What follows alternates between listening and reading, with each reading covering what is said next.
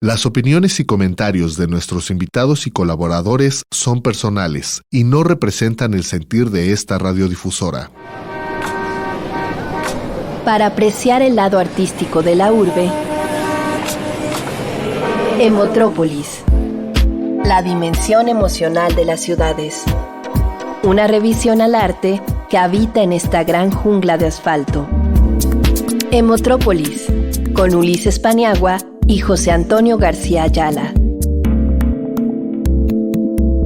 Porque las ciudades son más que metal y concreto. Emotrópolis. Bienvenidos.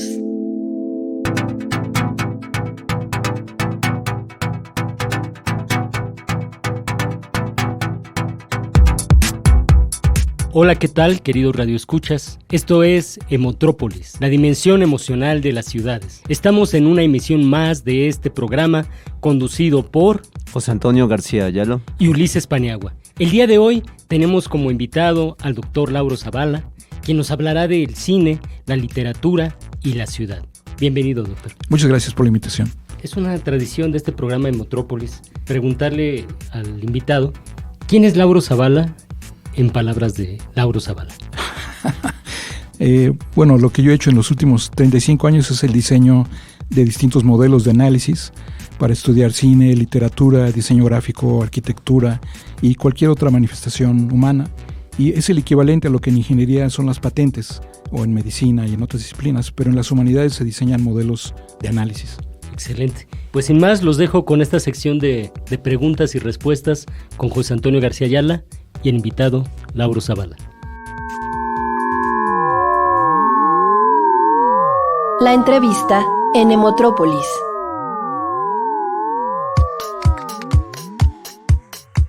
Estimado Lauro, ¿cuál es la importancia de estudiar la literatura en relación con la ciudad? Bueno, es un campo muy intenso. Una gran parte de la producción literaria ocurre en un espacio urbano y en particular en Latinoamérica y sobre todo en México hay una producción literaria muy abundante sobre, en particular, la Ciudad de México, que ha sido un terreno que ha sido muy propicio para este tipo de exploración literaria.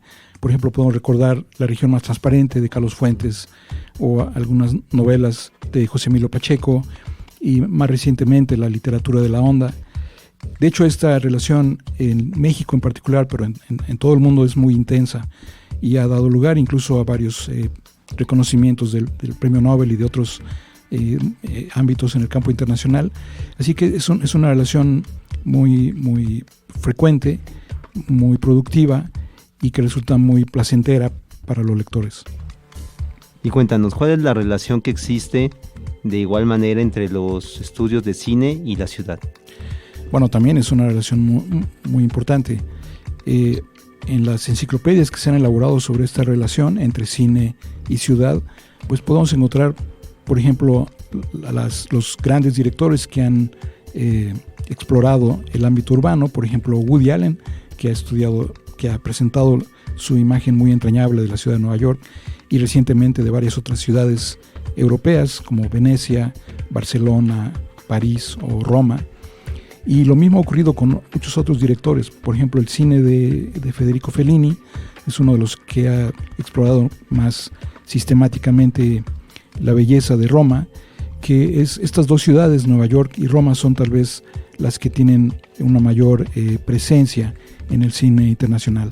En el caso de México, están registradas poco más de 150 películas de ficción que tienen a la Ciudad de México como el espacio natural, pero también hay esto mismo en muchas otras ciudades del país. ¿Y cuál es la trascendencia de los estudios de cine en el ámbito urbano? Bueno, en México y en Latinoamérica todavía no contamos con un Instituto Nacional de Investigaciones Cinematográficas como los que sí tenemos para el estudio de la literatura o de la filosofía, por ejemplo. Sin embargo, los estudios sobre la presencia de la ciudad en el cine se ha estudiado sobre todo en el campo del documental.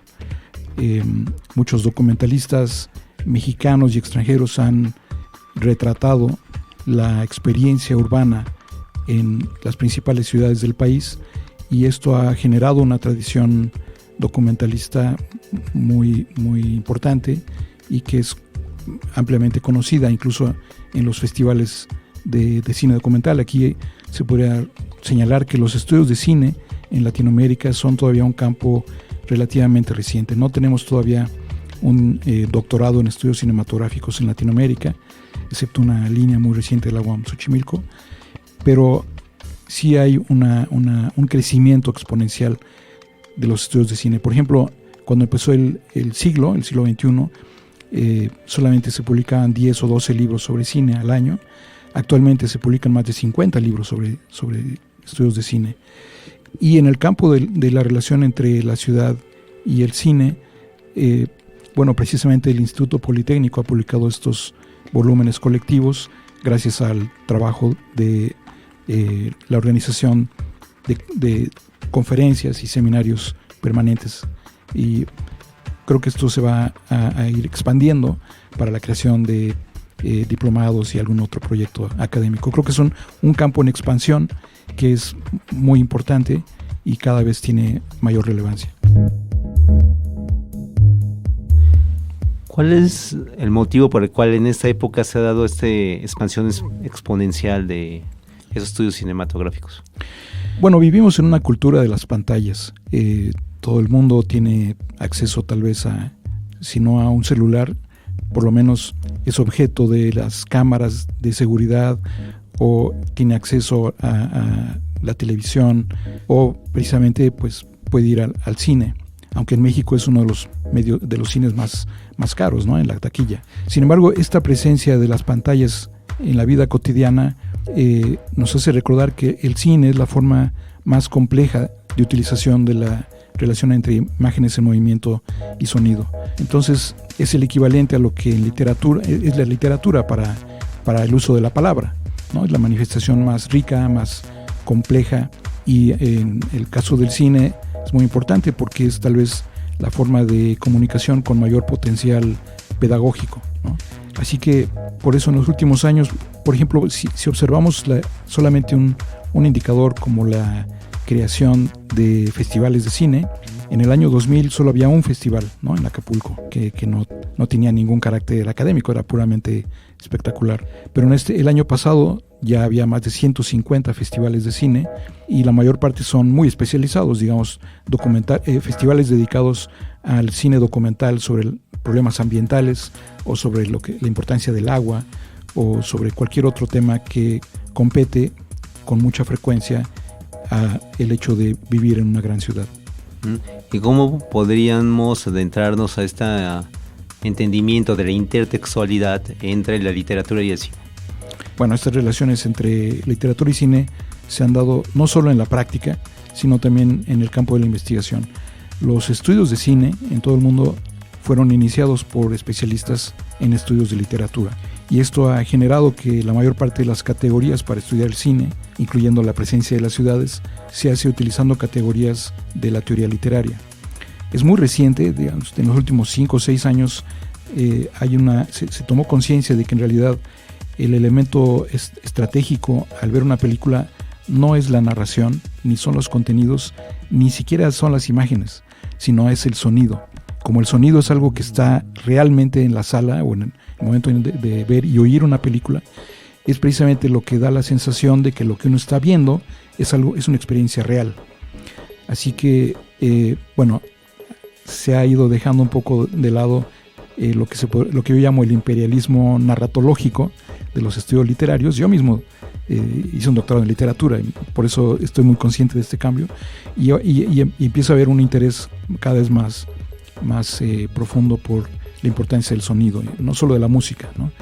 Ahora, esto por supuesto cuando se representa la vida urbana es crucial porque el paisaje urbano, el paisaje sonoro de las ciudades es precisamente lo que nos identifica como habitantes de un espacio urbano u otro. Bien, pues vamos a hacer una breve pausa, vamos a escuchar la canción El Resultado del disco Un Solitario Más de Alex Mariñi.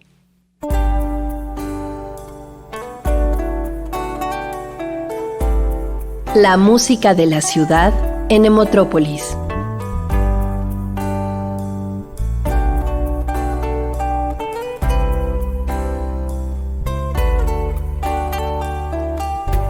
abandona las dudas, me miras de frente, sabrás la verdad. Que la luna sonríe cuando caminamos su manto estelar. Que mis palabras nudas bailan en la fuente de la felicidad. Al compartir conmigo tu dulce sonrisa, solo puedo pensar en ser el resultado de estar a tu lado, de ser el hombre que siempre has deseado. Vamos, decídete.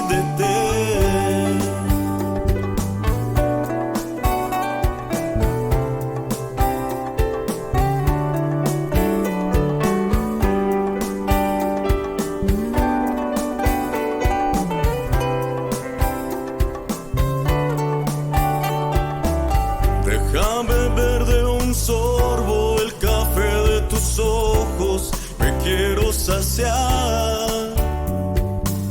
Regálame la dicha de rozar tus labios con ingenuidad. Enlacemos nuestras historias, realiza el deseo de ser el resultado de estar a tu lado y ser el hombre que siempre has deseado y ser el resultado de estar a tu lado y ser el hombre que siempre has deseado. Vamos, decídete. La música de la ciudad en Emotrópolis. Hola, estamos de vuelta en tu programa Emotrópolis, la dimensión emocional de las ciudades, después de haber escuchado esta canción, El resultado, de Alex Mariñe, y en esta charla bien interesante con Lauro Zavala, donde estamos hablando de cine, literatura y ciudad. Les recordamos las redes sociales: Facebook, Radio IPN Oficial, Twitter, @Radio IPN Oficial, correo electrónico radioipn@ipn.mx y el teléfono en cabina 56 24 20 12. Estamos en Radio IPM 95.7 de frecuencia modulada. Continuamos con la entrevista. Dinos, Lauro, ¿cuál es el valor de los congresos de cine y literatura en la actualidad? Bueno, en general un congreso es muy importante porque permite consolidar una disciplina. Cuando se organiza un congreso, todos los especialistas presentan los resultados de su investigación y en el caso de los estudios de cine y literatura es muy diferente a cualquier otra disciplina. Digamos que si uno asiste a un congreso de especialistas en la odontología, pues todo lo que aprende no le sirve a uno porque no va a ser un dentista profesional. Pero el caso del cine y la literatura, si uno asiste a uno de estos congresos, es muy entretenido realmente, ¿no? Y en particular en los congresos de cine. En cualquier congreso, un ponente solo cuenta con 20 minutos para exponer los resultados de un trabajo que puede haber durado varios años. Entonces, en el caso de un congreso de cine, el investigador proyecta una breve secuencia como parte de su presentación. Eso lo hace muy, muy atractivo. Ahora, estos congresos han permitido la organización de libros, ¿no?, colectivos, y permiten ver como, digamos, la temperatura de una disciplina, cuáles son los campos nuevos de investigación, cuál es su relevancia para la sociedad, cuáles son los métodos más útiles para la investigación e incluso para la elaboración de tesis o de otros proyectos académicos. Así que los congresos mantienen la vitalidad de la disciplina y permiten el intercambio de ideas y de los productos de la investigación. Hoy en día, ¿cuál es el papel de los diplomados de cine y literatura? Bueno, un diplomado está a medio camino entre una licenciatura que se requiere para entrar al diplomado y un posgrado. que es algo mucho más exigente. Entonces, en un diplomado se contribuye a la profesionalización de un campo. Como decía, los estudios literarios tienen una gran tradición en Latinoamérica, y en cambio los estudios de cine están apenas empezando a afianzarse en el campo universitario. Precisamente en los últimos 10 años se han realizado 5 diplomados de análisis cinematográfico en México, en Tijuana, en la Universidad de Ciudad Juárez, en la Autónoma de la Ciudad de México. Y esto también está muy ligado a los congresos de estudios cinematográficos. En este momento hay también 5 tipos de congresos cada año que se realizan en varias ciudades del país. Así que, como decía anteriormente, esta es una disciplina, curiosamente, está apenas ahora empezando a afianzarse. Por ejemplo, un hito que vale la pena mencionar es el hecho de que el CUEC, el Centro Universitario de Estudios Cinematográficos de la UNAM, desde enero ya es una escuela nacional de artes cinematográficas. Este cambio de ser un centro, digamos, cultural a ser un espacio universitario que puede otorgar grados y posgrados, ¿no?, títulos universitarios, implica un reconocimiento a la disciplina y proyecta estos campos, el campo de los estudios de cine, de manera internacional. Y coméntanos, ¿cuál es el horizonte bibliográfico de los estudios sobre cine y ciudad? Es decir, ¿qué libros tocan estos temas? Bueno, acabo de dar una charla a la que me invitaron amablemente a dar aquí, y bueno, son cientos de libros. Realmente no podríamos, más bien podríamos mencionar algunos de los campos que se exploran en estos libros, ¿no? Por ejemplo, un caso que me parece interesante es el de la ciudad de Nueva York, que es la ciudad donde se han rodado más películas que ninguna otra ciudad. Incluso se ruedan tantas que desde los años 30 está prohibido rodar ahí. Tienen que tomar cientos de fotografías del lugar donde van a rodar y reconstruir ese espacio urbano en un estudio, ¿no? Porque si no, la gente que vive en la ciudad no podría caminar por la calle. Entonces, con esta producción enorme de películas que tienen a Nueva York como su espacio natural, hay una serie de guías, ¿no?, de visitas guiadas todos los días del año para conocer estos lugares donde se han hecho las películas. Pero si uno visita las librerías de la ciudad en Nueva York, encuentra una sección de libros dedicados a la presencia de esta ciudad en el cine. Es decir, docenas de libros ilustrados donde se muestra cuál es esta tradición y cómo se ha convertido a Nueva York en un espacio, en cierto modo, muy cosmopolita, ¿no? Cuando uno camina incluso a la calle en Times Square, literalmente uno puede tener a un lado a alguien con un turbante que viene de Oriente y, en fin, ¿no?, hay gente de distintas razas y demás. Esto se refleja en el cine y se refleja en los libros que hay sobre esta ciudad, y también ocurre lo mismo con otras ciudades. Por otra parte, hay estudios sobre la arquitectura que se ha utilizado para, por ejemplo, el cine de Hitchcock, ¿no? Entonces uno puede estudiar el plano de la casa donde ocurre Vértigo y entender cómo los diálogos de una pareja que va caminando por un pasillo están pensados para durar exactamente los pasos que necesitan para llegar al final del pasillo, ¿no?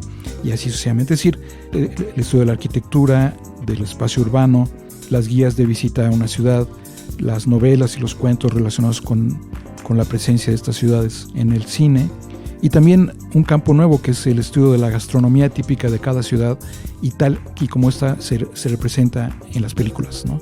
Ahora hay una serie que se acaba de rodar sobre lo que llamaron la enciclopedia del taco, y se van visitando, por ejemplo, La Scala, que es la cuna de los tacos de canasta, etcétera, etcétera, ¿no? Entonces, esta relación entre la gastronomía, la vida cotidiana, la música y todas las otras manifestaciones, la arquitectura, por supuesto, eso se refleja en distintos estudios, sin contar además, por último, el hecho de que cerca de 100 directores, de acuerdo con la enciclopedia sobre cine, ciudad y arquitectura, hay más de 100 directores que han dedicado su vida a retratar alguna ciudad en particular, ¿no? Entonces, en resumen, este es un campo apasionante. Cualquier persona podría dedicar toda su vida solamente a estudiar este campo. Sí, qué interesante, y sobre todo recordé cuando hablaba de enciclopedia del taco, ¿no?, de los tacos al pastor, que es el que hablaba de la Ciudad de México, ¿verdad? Cuando retoman esto, Y en ese sentido, ¿qué papel juega la Ciudad de México para los estudios de cine y literatura? Bueno, por supuesto es un espacio muy atractivo, muy intenso. En la Ciudad de México, bueno, ha sido por supuesto un espacio característico de un país centralizado, ¿no? Sin embargo, también hay una conciencia, ¿no?, de nosotros los chilangos, de la importancia que tiene el resto del país para nosotros, ¿no? Y el cine refleja este diálogo, ¿no?, entre las ciudades. Ahora, volviendo a la Ciudad de México, sí hay distintos estudios, incluso hechos en el extranjero, sobre las distintas maneras en las que se ha retratado esta multiplicidad de ciudades a la que llamamos la Ciudad de México, ¿no? Yo mismo, como hemos hablado de literatura, alguna vez hice una antología del humor, de cuentos de humor en la Ciudad de México, y el tipo de humor que hay, por ejemplo, en la ciudad de Nezahualcóyotl con su propio lenguaje, es casi imposible que se entienda en San Ángel, por ejemplo, ¿no? Entonces hay distintos registros lingüísticos, ¿no?, distintos tipos de humor, y eso se refleja en la literatura. Algo similar ocurre, por supuesto, también en el cine. Y como decía, no solamente en la ficción, por ejemplo, en las películas de Ripstein o las películas de Buñuel en los años 50 y muchas otras, sino también en el cine documental. Ese es un campo en el que se caracteriza por una gran diversidad de registros. Muchas gracias. Pues bien, vamos a hacer una breve pausa para escuchar las recomendaciones de sonoridades en el cine que nos trae la invitada Rocío Betsabe González de Arce, que está llegando justamente en este momento a esta cabina. ¿De qué vamos a hablar hoy, Rocío? Gracias, hola, ¿cómo están todos? Pues invito a los radioescuchas de Metrópolis, la dimensión emocional de las ciudades, a que entremos a esta nueva sección radiometraje, en la que exploraremos los paisajes sonoros del cine mexicano. En esta ocasión vamos a sumergirnos en la sonoridad de la Ciudad de México de finales del siglo XIX y principios del siglo XX a través de 2 películas. En ambas vamos a escuchar recreaciones de los sonidos urbanos y de los pregones de aquellos que cantaban a voces por las calles la venta de un producto o un servicio. Entonces los invito a que escuchemos el fragmento de una primera película, a ver si pueden recordar de qué cinta se trata. Allí estaba México, ancha y brillante a mis pies, la gran ciudad de mis sueños, la ciudad con alma. Tenía que conocerla, recorrerla, descubrirla hasta en sus menores detalles. Chía, horchata, tamarindo, ¿qué toma usted, mi alma? Gorriones, entonces, canarios, lindo que cantan todos. Pase, ¿qué toma? Chía, tamarindo, piña, ¿qué toma usted, mi alma? ¿Me hace favor de darme una de tamarindito? Encantada. Una de tamarindo, por favor. Agua de beber, agua para el baño. Perdone, caballero, ¿tuviera la gentileza de decirme su hora? ¿Cómo no? En este momento suena agua de tamarindo, la 1:30. Escuche piña, usted. tamarindo, ¿qué toma? Pase. Pues bien, no sé si lo reconocieron, pero se trata de un fragmento de la película del Cancan al Mambo, dirigida por Chano Ureta y estrenada en 1951. Como escucharon, a través de la recreación de la sonoridad urbana, esta película devela, en pleno proceso modernizador posrevolucionario, una añoranza por el estilo de vida del periodo porfiriano. Este rasgo es común a numerosas películas de mediados del siglo XX y quiero mostrarles otro ejemplo, a ver si saben de qué película se trata. Tanto apresuramiento. Con cuánta añoranza te recuerdo cuando tu vida se deslizaba mansamente, con la misma parsimonia de tus tranvías de mulitas y de tus calandrias, y entre la música evocadora de los pregones populares que fueron alegría mañanera de tu despertar.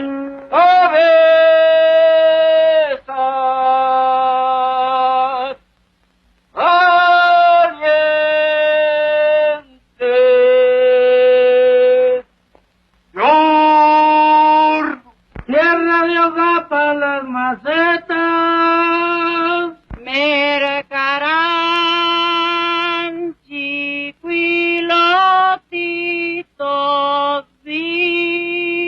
botellas, zapatos, sombreros, ropa usada que venda, mercarán paz. Y a Claco doy las trompadas, y a Claco la sé de dar, Y el que quiera sus trompadas, no más que me salga a hablar. ¡Aquí está el trompadero, niña! Bueno, pues este es un fragmento de México de mis recuerdos, una película de Juan Bustillo Oro que se exhibió en cines en México en 1944. Pues como podemos ver, los paisajes sonoros urbanos que nos presentan estas dos películas nos acercan al imaginario que a mediados de los 50 del siglo pasado algunos grupos tenían respecto a la época porfiriana, que concebían como un pasado mejor que se encontraba en vías de extinción frente a la modernidad. Si bien muchos de los pregones rescatados por estas dos cintas desaparecieron junto con algunos oficios y ciertos productos, los pregones como tal simplemente se transformaron para seguir formando parte del paisaje sonoro de la Ciudad de México.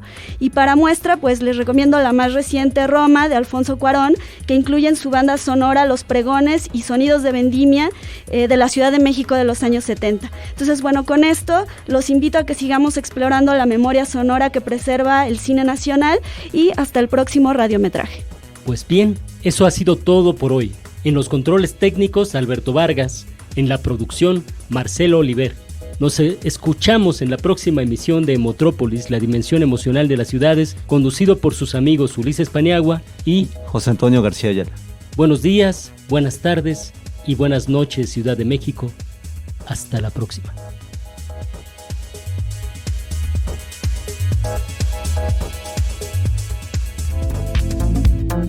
Todas las emociones contenidas en las ciudades confluyen en Metrópolis. Ulises Paniagua y José Antonio García Ayala te esperan el próximo miércoles para un nuevo recorrido sonoro por las expresiones artísticas de la gran urbe. Metrópolis, la dimensión emocional de las ciudades.